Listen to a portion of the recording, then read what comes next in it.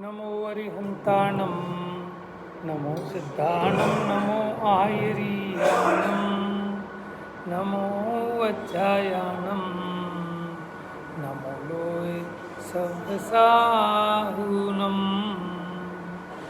एष सुरासुरमणुषं वन्दितं धोदघायिकं ममलं प्रणमामि वड्डमाणं तिथं धम्मस्य कर्तारम्।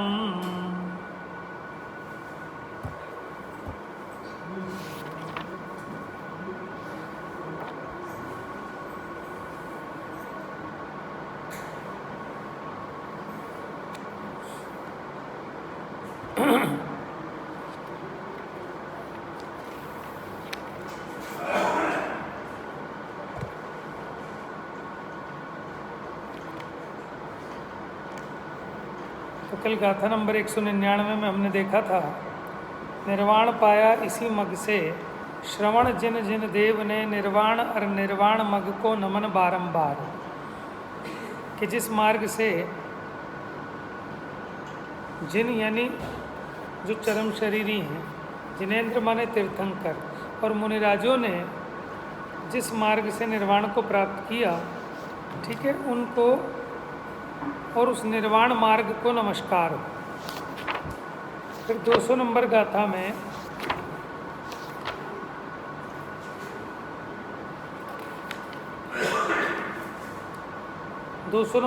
में कहा, इसलिए इस विधि आत्मा ज्ञायक स्वभावी जानकर निर्ममत्व में स्थित मैं सदा ही भाव ममता त्याग। गाथा देखिए पेज नंबर 367। तमहा तह जानिता अपाणम जानगम स्वभावेन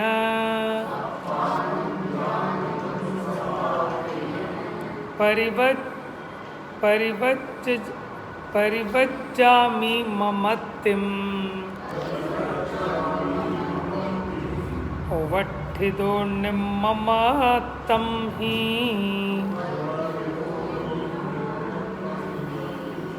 तो तमहा तह जानिता, ऐसा होने पर कैसा कि शुद्धात्मा में प्रवृत्ति के द्वारा ही मोक्ष होता है, तो ऐसा होने से तथा इस प्रकार अपाणम आत्मा को जानगम स्वभावम माने जानगम माने जानने के स्वभाव वाला, ज्ञायक स्वभाव वाला जानकर परिवज्जामि ममत्तिम, मैं ममत्व का त्याग करता हूँ। उवट्ठिदो निम्ममत्तम ही, और निर्ममत्व में आरूढ़ होता हूँ, निर्ममत्व में स्थित होता हूँ। तो बात यहीं चली थी कि जब तक ये जीव अपने स्वरूप को नहीं जानेगा, ठीक है ना, तब तक इसके अज्ञान कषाय का ममत्व का त्याग नहीं हो सकता। और जिस क्षण ये जान लेता है तो उस समय ममता उत्पन्न ही नहीं होती।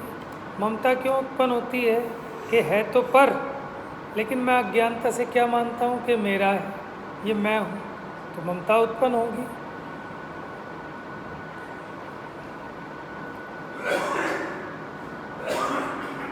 कल टीका देखी थी हमने इसकी, पेज नंबर 369 देखिए, 369।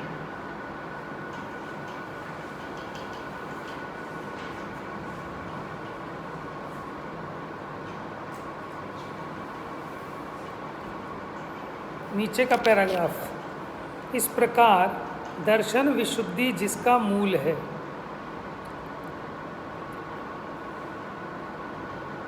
अच्छा, ये कलम लास्ट में जल्दी पढ़ गए थे, टीका दोबारा से देखो इसको आराम से है। तो क्या कहते हैं अमृतचंद्र आचार्य देव, मैं यह मोक्षाधिकारी, क्या कह रहे हैं अपने आप को, मैं यह मोक्षाधिकारी ज्ञायक स्वभावी आत्म तत्व के परिज्ञान पूर्वक ममत्व की त्याग रूप और निर्ममत्व की ग्रहण रूप विधि के द्वारा सर्व आरंभ से सर्वारंभ से माने पूरे प्रयत्न से, पूरे पुरुषार्थ से शुद्धात्मा में प्रवृत्त होता हूँ। अमृतचंद्राचार्य कहाँ प्रवृत्त हो रहे हैं? शुद्धात्मा में प्रवृत्त हो रहे हैं। कैसे हो रहे हैं शुद्धात्मा में प्रवृत्त? ज्ञायक स्वभावी आत्म तत्व के परिज्ञान पूर्वक तभी ममत्व का त्याग होता है, नहीं तो उसका नाटक हो सकता है लेकिन ममत्व का त्याग नहीं होता। क्या है? मूड मुडाना बहुत सरल है, मन मुंडन पर सरल नहीं। समझ में आया? घर को छोड़ देना सरल है, लेकिन अंदर में से घर छूट जाए वो कठिन है। समझ में आया? जिसका अंदर से छूट जाता है ना, तो बाहर का छोड़ना वो बहुत, एक्चुअल में बाहर का तो पकड़ा ही नहीं है, पकड़ा ही यहाँ से है। अब जहाँ से पकड़ा हुआ वहाँ से तो हटाता नहीं, वहाँ से छोड़ता नहीं। जहाँ से पकड़ा ही नहीं है वहाँ से छोड़ रहा है। तो क्या छोड़ रहा है? एक बार एक त्यागी जी, एक सेठ जी आए उनके पास, उन्होंने तो वस्त्र छोड़ रखे हैं त्यागी जी ने, ठीक है, और वस्त्र देखे तो कहते किसका है? ग्वालियर का कपड़ा है कि ग्रासिम का है कि विमल का है कि उसका है? सफारी सूट पहन रखा था लाला जी ने। पूछ रहे हैं भाई तुम्हें क्या मतलब है काहे का कपड़ा हो, कैसा हो? ठीक है, लेकिन बाहर से कपड़े छूट गए लेकिन अभी अंदर अभी पहने हैं। समझ में आया? तो कहाँ छूटे हैं कपड़े? मतलब जिसने पहनना ही नहीं उसे क्या मतलब है मफतलाल का है कि सियाराम का हो कि किसी का हो? क्या मतलब है? क्यों उठ रहा है ऐसा विकल्प? इसका मतलब अभी वस्त्रों का त्याग हुआ ही नहीं है।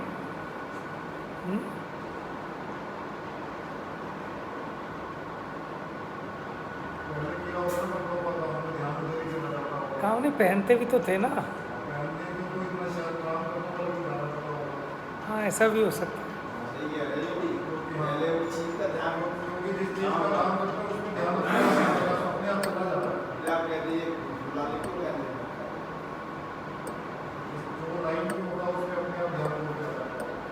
लेकिन यहाँ तो बात दूसरी है कि जब जीव को समझ में आ जाता है कि मैं ज्ञायक हूँ, पहले अपने को देह मान रहा था, तो देह से रिलेटेड जितने थे उन सब में ममता थी।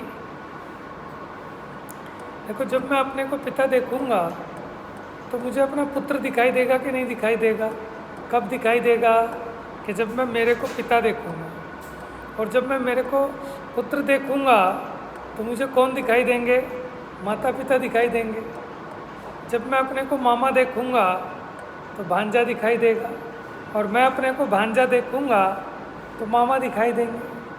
बात समझ में आ रही है? तो हम अपने को क्या देख रहे हैं उसी हिसाब से दिखाई दे रहा है। हम अपने को देह रूप देख रहे हैं, तो फिर देह के जितने संबंधी हैं ये अपने उपयोग का विषय बन रहे हैं, इनका विकल्प उपजता है, ये हमारा कर्तव्य है, ऐसा दिखाई देता है। और जिसे आत्मा में ज्ञायक स्वभावी हूँ ऐसा दिखाई देगा तो उसे ये सब बने ऐसे विकल्प आएंगे ही नहीं।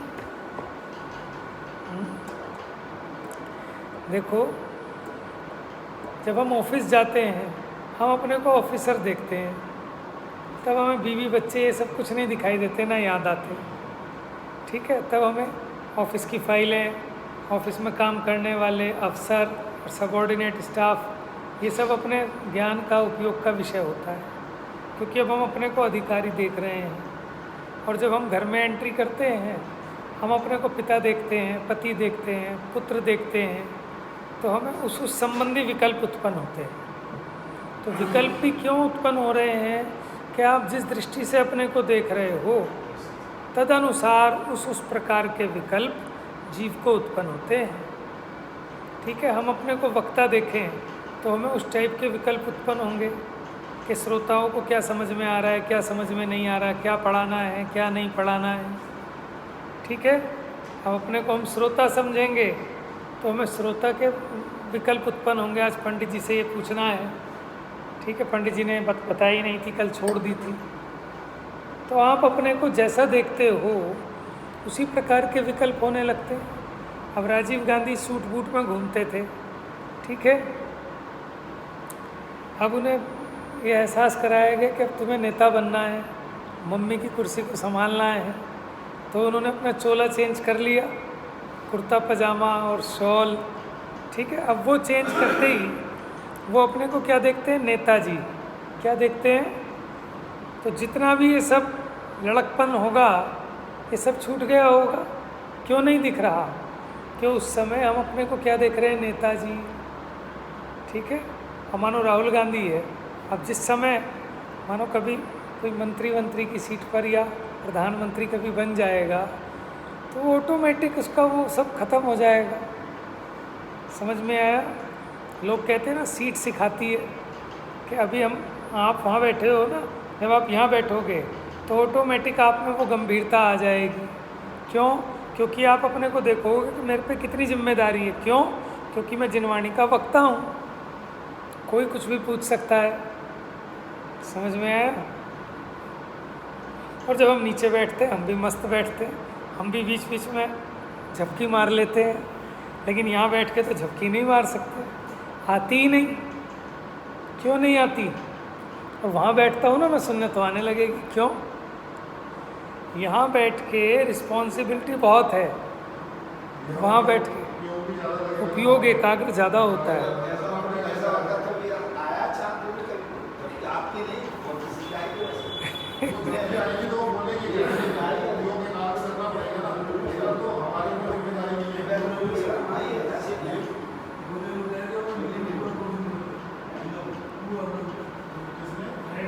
वो तो खैर वो तो बीमारी वाली बात है, वो तो बीमारी वाली बात है।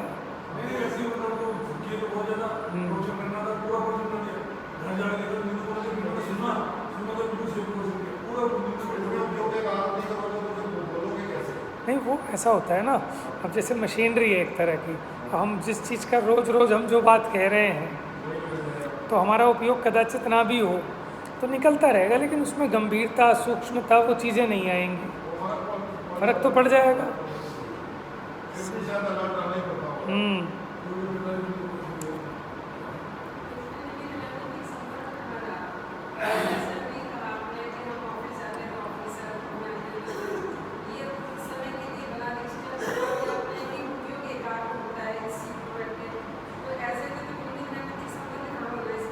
किस में नहीं बना?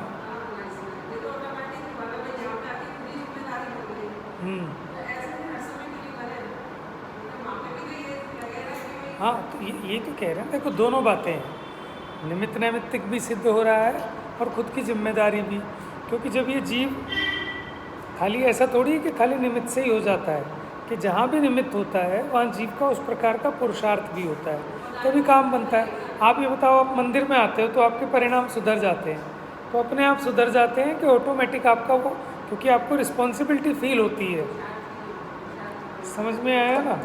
अब आप घर पे बैठ के प्रवचन सुनो, मान लो हमारा यूट्यूब पे, तो आपको समझ में भी नहीं आएगा,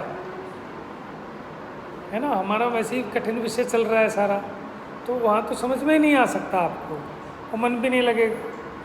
और यहाँ बैठ के सुनोगे तो बहुत अच्छा समझ में आएगा, आपको आनंद भी होगा। वहाँ आनंद नहीं होगा। क्यों? आपके पुरुषार्थ का अंतर है और उसी के अनुकूल निमित्त का भी अंतर है। सारी बातें हैं ना, तो दोनों चीज़ें एक साथ हैं, जीव का पुरुषार्थ भी है और उसी प्रकार का निमित्त अनुकूल होता है। ऐसा नहीं होगा कि खाली पुरुषार्थ है निमित्त नहीं है, दोनों चीज़ें होंगी, पांचों समवाएं एक साथ होते हैं। तो जैसे अब गद्दी पे बैठ के परिणाम सुधरे तो वहाँ इसकी खुद की रिस्पॉन्सिबिलिटी भी है और वो निमित्त भी है। लेकिन कई बार ऐसा भी होता है कि गद्दी पे बैठकर भी उपयोग ना लगे, डिस्टर्ब हो रहे हों, या मान लो हमारे श्रोता ही ऐसे हों कि जो ऊँघे जा रहे हों, सोए जा रहे हों, तो वक्ता को भी उबासी आने लगती है, उपयोग नहीं लगता। ऐसे निमित्त नैमित्तिक संबंध है। जब हम छोटे थे, बसें जाती थी ना तीर्थ स्थानों पे, तो कहते थे भाई आगे ऐसा आदमी नहीं बैठेगा जो सोए, आगे वाला सोएगा नहीं, केबिन वाला, ठीक है।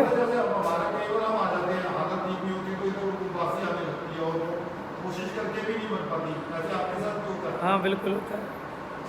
बोलना पड़ता है उस टाइम, क्योंकि ये कार्य करना पड़ता है उस टाइम। हम जैसे प्रयास भी ज़्यादा करते हैं, हाँ लेकिन उसके बाद भी वो ऐसी स्थिति हो जाती है कि उठाई नहीं जाती है, हो जाता है, उसके बहुत सारे और भी कारण होते हैं। बहुत सारी चीज़ होती है, चाह कर भी ऐसा नहीं होता कि अब इसीलिए उसके पास क्यों नहीं बैठने देते कि ड्राइवर के पास अगर कोई बैठेगा ना ऊँघने वाला, तो ऑटोमेटिक ऐसा है कि ड्राइवर को भी नींद आने लगती है ना। वो तो कर सारे हिंदुस्तान के अंदर ही ऐसा होता है कि वो बैठने नहीं देते या वो हटा देता है वहाँ से। तो ऐसे स्वाध्याय में भी जो उबासील है उसको भी कहो भैया बाहर बैठो, क्योंकि वो ड्राइवर भी सो जाएगा फिर। समझ में, एक बस है, बस जो वक्ता है वो बस का ड्राइवर है।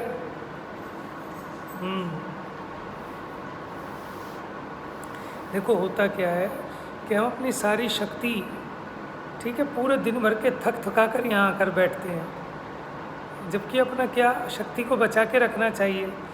यहाँ आदमी को अपनी ताकत लगानी चाहिए। हम अपनी ताकत कहाँ खो देते हैं कि जहाँ लगाने की ज़रूरत नहीं है, वहाँ अपने सारी शक्ति बुद्धि उपयोग। समझ में आया। इसलिए सुबह की सभा में और शाम की सभा में बड़ा ज़मीन आसमान का फ़र्क होता है। सुबह की सभा में आप सब फ्रेश होते हैं एकदम उपयोग, और फिर उसके बाद तो आप टारगेट पे निकलते हैं अपना दिमाग खपाई करने में, सर फोड़ने में, और सर फोड़ शाम को थके हारे आके बैठते हैं।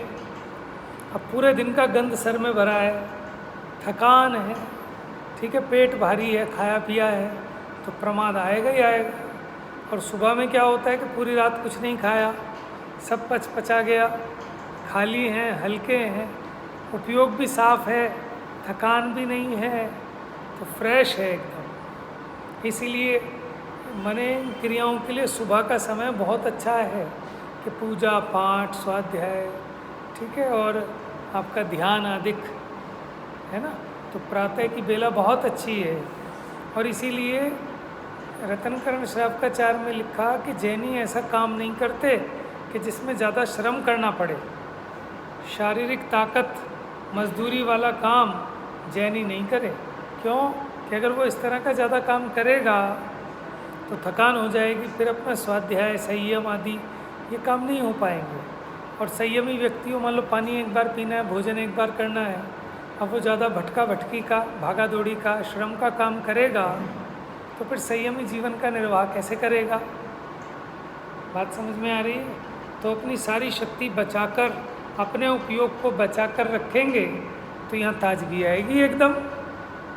लेकिन हम तो सब खर्च करके आए हैं यहाँ पर, तो यहाँ खाली पी लिया के बैठ गए खोखले, तो इसलिए थकान होती है ना।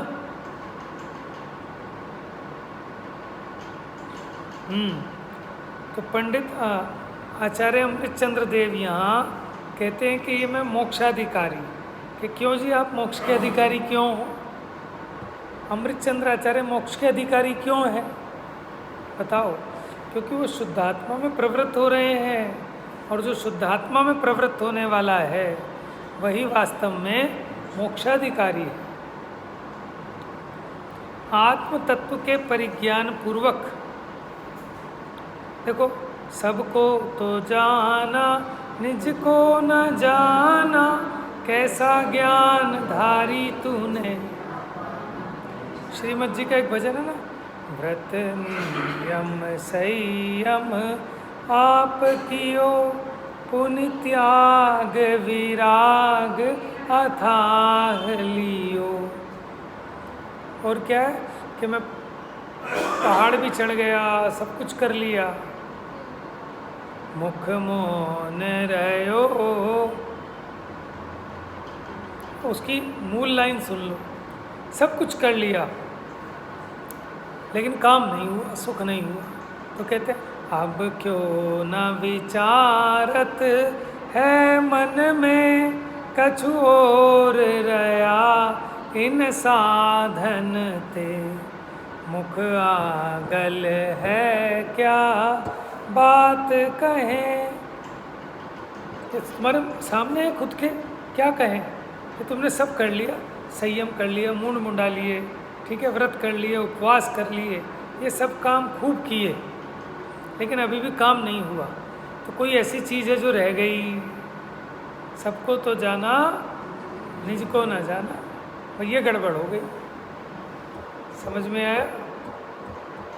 आपा नहीं जाना तूने कैसा ज्ञान धारी। लेकिन अपनी सच्ची पहचान क्यों नहीं जाना? सब मैं जानता हूँ, मैं मनोज जैन हूँ, ठीक है, ऑफिस में ऑफिसर हूँ, ठीक है, घर में पिता हूँ, पुत्र हूँ, पति हूँ, मंदिर में पंडित हूँ, पूजा करता पुजारी हूँ, कि तेरा सच्चा परिचय नहीं है। क्या है?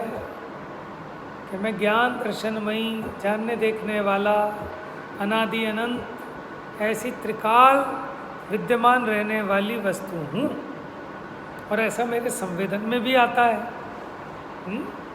तो उसका निर्णय जिसको हो गया, अब उसके बल पर ये धीरे धीरे, देखो श्रद्धा तो सुधर गई, जहाँ आत्मा का निर्णय हुआ श्रद्धा तो सुधर गई, लेकिन अब वो जो कमजोरी थी वो धीरे धीरे बढ़ती जाती है।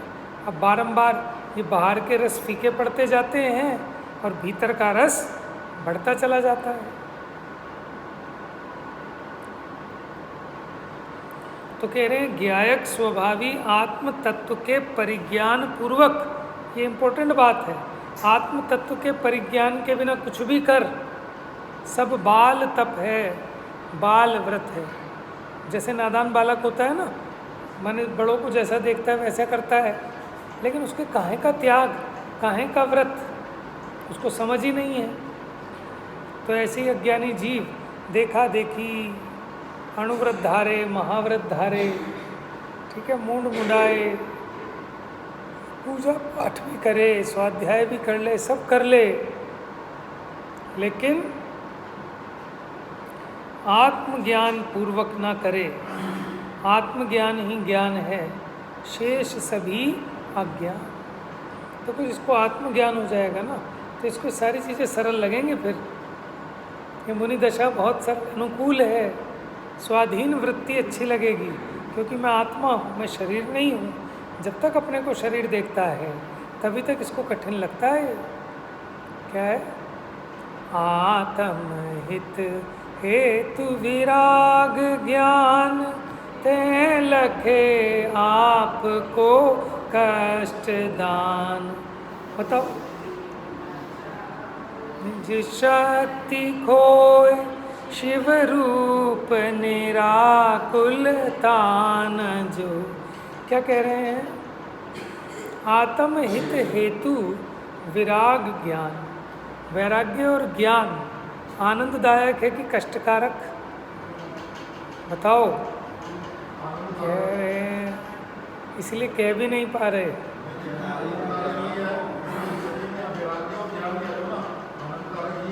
तो फिर करते क्यों नहीं? समझ में आया ना?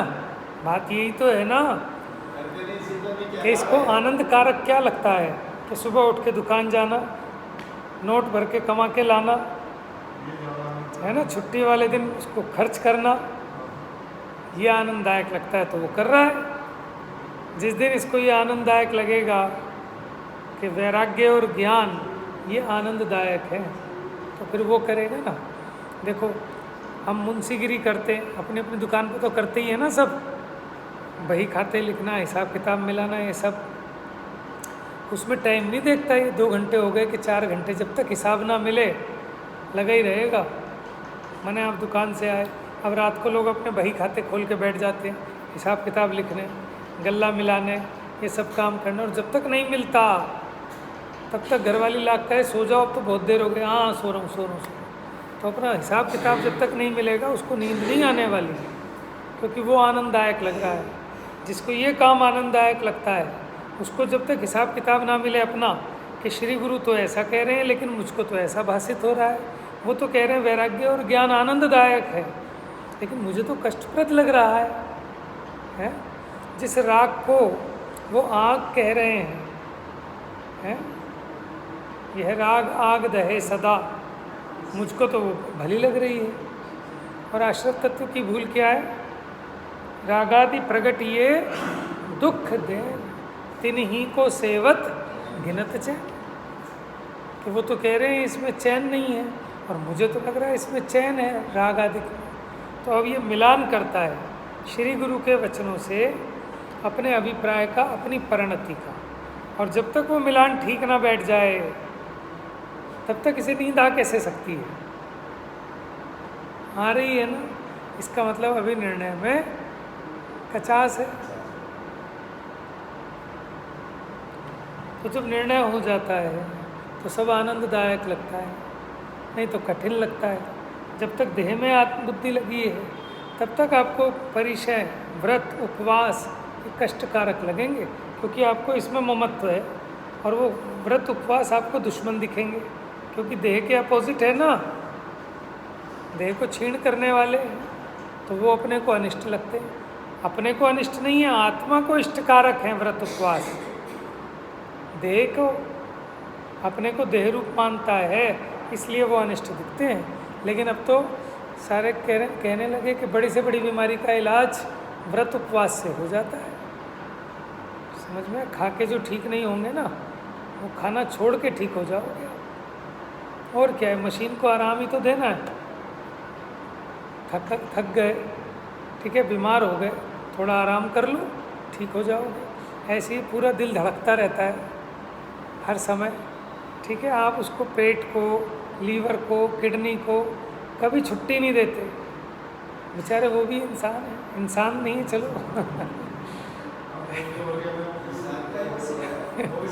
लोग इसमें कहते हैं ना कि भाई भले ही नौकर हो, लेकिन ये भी तो बेचारा इंसान है यार, इसको भी थोड़ा रेस्ट दे दो। मजदूर है, इसका मतलब थोड़ी जान से मार दो कि बंधु का मजदूर है तो, ठीक है ना। कई लोग ऐसा नक्की रखते हैं ना कि महीने के पैसे देंगे, जितनी मर्जी मजदूरी कराएंगे, तो उनको इतना उनसे काम लेते हैं कि भैया मार दोगे क्या, मजदूर है तो इसलिए ज्ञानी को अंगों से कोई बैर भी नहीं है और ऐसा राग भी नहीं है कि इसको अभक्ष भी खिलाने लगे, और द्वेष भी नहीं है।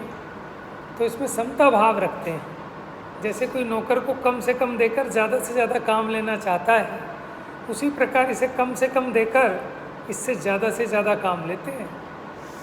समझ में आया? अलर्ट रहते हैं। भूमा ही पिछली रयनी में कछु शयन एक आसन कर, वो भी एक करवट से, बस थोड़ी बहुत देर शरीर की थकान मात्र मिटाने को।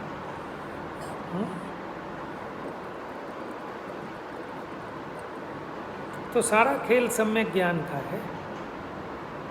जैसे वो रस्सी को सांप मानकर भ्रम से भयभीत होकर भाग रहा था, लेकिन जो ही बिजली चमकी उसको दिख के आ रहे तो सांप नहीं है तो रस्सी है। अब बताओ उसका दुख मिटने में कितनी देर लगेगी? दुख काहे का था? भ्रम का। भ्रम मिटा तो दुख मिट गया। जब तक भ्रम नहीं मिटेगा तब तक दुख मिटने वाला नहीं है।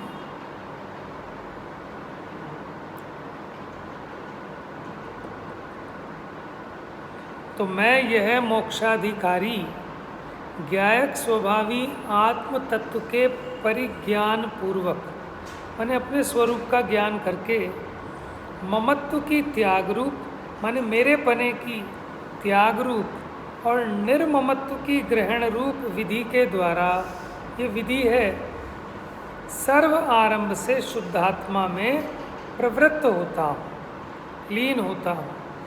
क्योंकि अन्य कृत्य का अभाव है कि अब काम करना ही नहीं बचा, सारा काम निमट गया, क्योंकि राग ही टूट गया ना। आपको राग था कि सुबह उठूँगा, वहाँ जाऊँगा, ये लाऊँगा, वो करूँगा, ये करूँगा, वो करूँगा, लेकिन आपका वो राग टूट गया। ठीक है, मानो आपको था कि 4 दिन के लिए घूमने जाऊँगा, प्लेन से शिमला जाऊँगा। अब आपके वो राग के कारण वो सारे काम थे कि टिकट बुक करानी है, कपड़े लाने हैं, पैकिंग करनी है, होटल बुक करना है, ये सारे काम थे ना। लेकिन अगर आपका राग ही टूट गया वहाँ जाने का, अरे शिमला जाके क्या करना है? ना आपको खाने का आपके हिसाब का मिलेगा, ना पीने का। ठीक है, सारे के सारे मुस्लिम होटल मिलेंगे। मुस्लिम शिमला नहीं, वहाँ कश्मीर, जम्मू कश्मीर है, कश्मीर।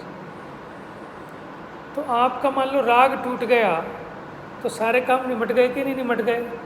कि प्लेन का टिकट कराना है, पैकिंग करनी है, कपड़े लाने हैं, होटल बुक कराना है, खाना पीना बना के रखना है, ये सारे काम निमट गए। क्यों? कि सारे काम क्यों खड़े थे? जब तक आपको वो इच्छा थी, वो राग था, और जो ही आपका वो राग टूट गया, आप फील करो लौकिक में भी आप सिर्फ अपने राग और कषाय की वजह से दुखी होते हैं। आपकी तत्संबंधी कषाय मिट जाए कोई भी चीज़ करने की तो आप सुखी हैं, और उस कषाय के कारण दुखी हैं। आपको अभी कषाय हो जाए, गाड़ी पुरानी हो गई, नई गाड़ी लानी है, तो आप दुखी रहोगे जब तक नई गाड़ी नहीं आएगी। ठीक है, और गाड़ी का आना नहीं आना वो तो सब उदयाधीन है, आपके हाथ में है नहीं। अब लेकिन अपने को सुखी करना है तो क्या करें। और जिस क्षण अरे क्या करना गाड़ी वाड़ी का, मेट्रो इतनी बढ़िया चल गई, जहाँ मर्जी बैठो, ना जाम का चक्कर ना किसी चीज़ का। अब अगर आपको इच्छा ही मिट गई गाड़ी की तो आप अपने आप ऑटोमेटिक सुखी हो गए। और जबकि गाड़ी आ जाती फिर वो तो कहते हैं हाथी है, वो तो हाथी को खरीदना आसान है, क्या कहते हैं, हाथी को पालना मुश्किल है। समझ में आया?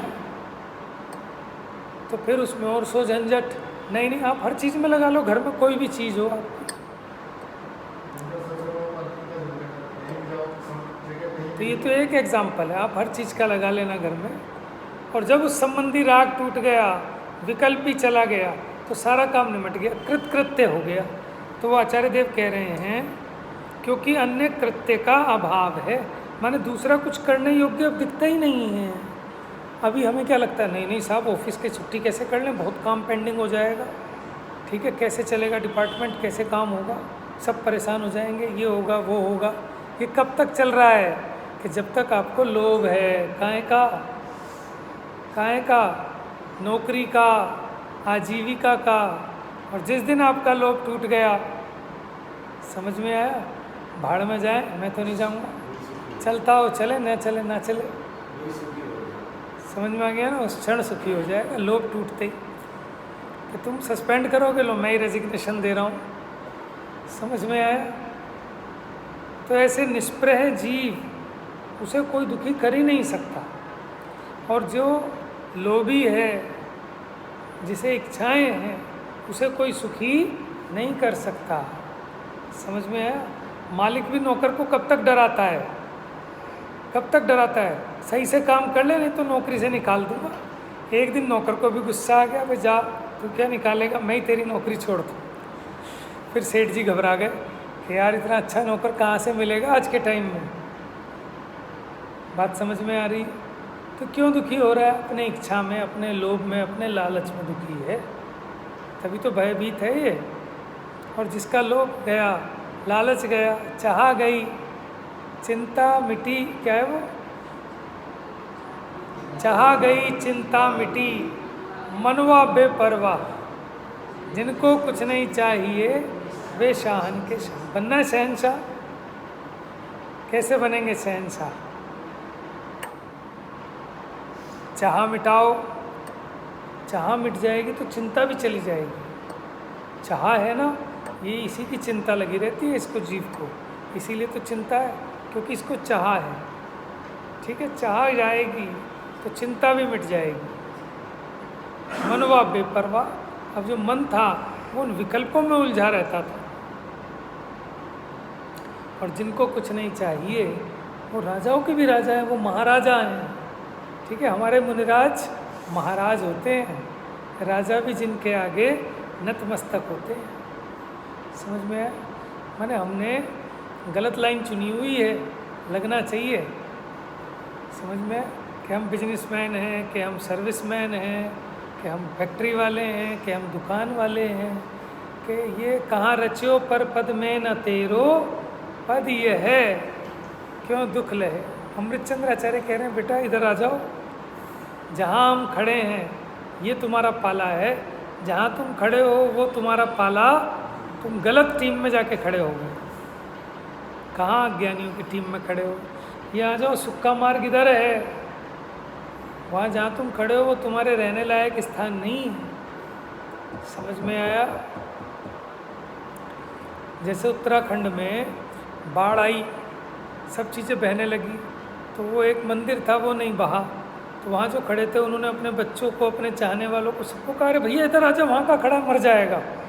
तो ऐसे आचार्य देव कह रहे हैं कि कहाँ खड़ा है तू, देह में है, संयोगों में, कि वो तेरा पद नहीं है। तेरा पद ये आत्मपद है। अपने को आत्मा देखेगा तो सब काम निमट गए। बताओ कैसा, पत्नी बीमार है उसका इलाज कराना है, बेटे का एडमिशन कराना है, बिटिया की शादी करनी है। अरे भैया तुम्हारे तो बड़े काम है, तो मरने की भी फुर्सत नहीं है। समझ में आया? लेकिन जिस क्षण वो क्या है, जीवन के किसी भी क्षण में वैराग्य उमड़ सकता है। क्या है? संसार में रहकर प्राणी संसार को तज सकता है, संसार में रहते हुए भी, है ना। अब जिसको वैराग्य आ गया, अब क्या बेटे का एडमिशन, क्या बेटी की शादी, क्या बीवी का इलाज रुकेगा? इसके लिए कोई रुका है आज तक? समझ में आया? क्योंकि मनवा बेपरवाह हो गया। अब दिखाई दे रहा है ना कि कौन किसका रिश्ते वाला, कौन किसका नातेदार। कि मेरे आत्मा के अनंत गुण वही मेरी समाज है, उसका बुरा हो रहा है, पहले उसे देखें कि इन्हें देखें। अपने देह की भी चिंता नहीं रही, तो इस देह के संबंधियों की क्या चिंता? तो वो है सच्ची मुनि दशा। मुनि दशा मतलब आनंद की दशा। मस्त आदमी अगर कोई है तो मुनिराज है, माने अपने अपने जैसे जो दिखाई देते हैं, चलते फिरते सिद्धों से गुरु। कहते ना, मस्तराम मस्ती में आग लगे बस्ती। जिसको ये स्वरूप मिल गया, जिसको समझ में आ गया कि जल गलाए तो मैं कभी गलता नहीं, अग्नि से मैं कभी जलता नहीं है। क्या है? मैं सदा ज्ञायक स्वभावी आत्मा। ऐसा जिसको समझ में आ गया। अब बताओ उससे ज़्यादा मस्त कौन हो सकता है? कोई करके दिखाओ उसे दुखी। कह रहे तुम्हारे घर में आग लग गई, मेरा घर तो यहीं है, मेरे पास है। जिस घर में आग लग गई वो मेरा घर ही नहीं था। कि तेरे शरीर में कोढ़ हो गया। सुनिए उनकी वादिराज मुनि की, या सनत कुमार चक्रवर्ती जब दीक्षित हो गए, 700 वर्ष तक कोढ़ रहा उनके शरीर में। ठीक है, देवलोक में प्रशंसा होने लगी उनके तप की, उनकी निष्प्रहता की। तो देवों को तो काम यही है कि चलो परीक्षा करके आए, टेस्टिंग। तो आ गए परीक्षा लेने। तो उसने वैद्य का रूप बनाया कि पुराने से पुराना कोढ़ दूर करा लो। ठीक है, गला हुआ कोढ़, सड़ा हुआ कोढ़, चूता हुआ कोढ़, एक खुराक में सभी कोढ़ दूर कर दो। मुनिराज के आसपास घूमने लगा।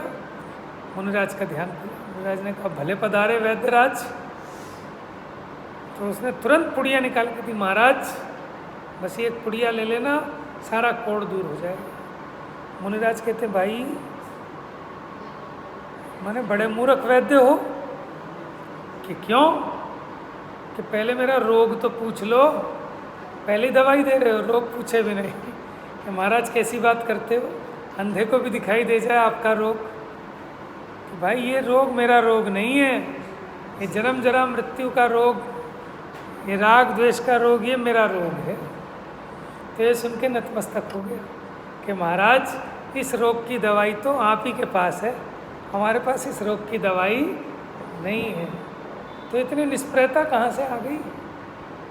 अभी देखो यहाँ वैद्य जी आए थे, कैसी भीड़ लग गई थी यार, कि भगवान आ गए हों जैसे। कोई कहीं से बाहर से त्यागी आए हों, विद्वान आए हों, तब भी इतनी भीड़ नहीं लगेगी। लोग छोड़ ही नहीं रहे उनको।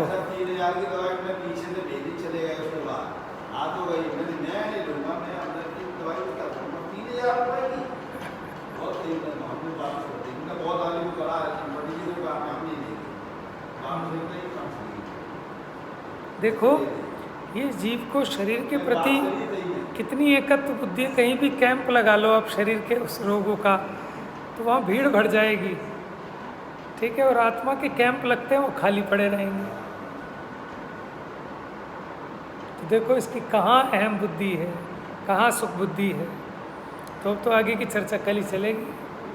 ठीक है, लेकिन ये इम्पोर्टेंट बात है कि इससे आगे बढ़ा नहीं जा रहा मेरे पे, कि ज्ञायक स्वभावी आत्म तत्व के परिज्ञान पूर्वक ममत्व का त्याग होता है और निर्ममत्व में स्थिति होती है। तभी ऑटोमेटिक है सच्चा काम। असली काम का मज़ा ही अलग है, नकली में मज़ेदारी नहीं है।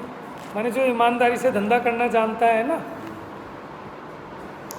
और एक बेईमानी से करने वाला, जमीन आसमान का अंतर है। वो बड़ा दुखी रहता है बेईमानी से करने वाला, निरंतर भयभीत रहता है। और जो ईमानदारी से टैक्स भरता है ना, तो उसको बड़ी निराकुलता रहती है। ये ऐसा इसीलिए निमित्त नैमित्तिक संबंध है कि कहते हैं कि जो अन्यायी है माने वो मोक्ष का पात्र नहीं है, उसको धर्म नहीं फलता। क्यों? क्योंकि उसके परिणामों में आकुलता विशेष रहेगी। समझ में? ऐसे में कहाँ आत्मित कर पाएगा वो। तो ऐसा निमित्त नैमित्तिक संबंध है। कोई कहे जड़ की क्रिया, उससे क्या लेना? जड़ की क्रिया तो ठीक है, लेकिन तेरे परिणामों में कितनी भयंकर आकुलता है, ऐसे कैसे आत्मकल्याण होगा? जा वाणी के ज्ञान से सूझ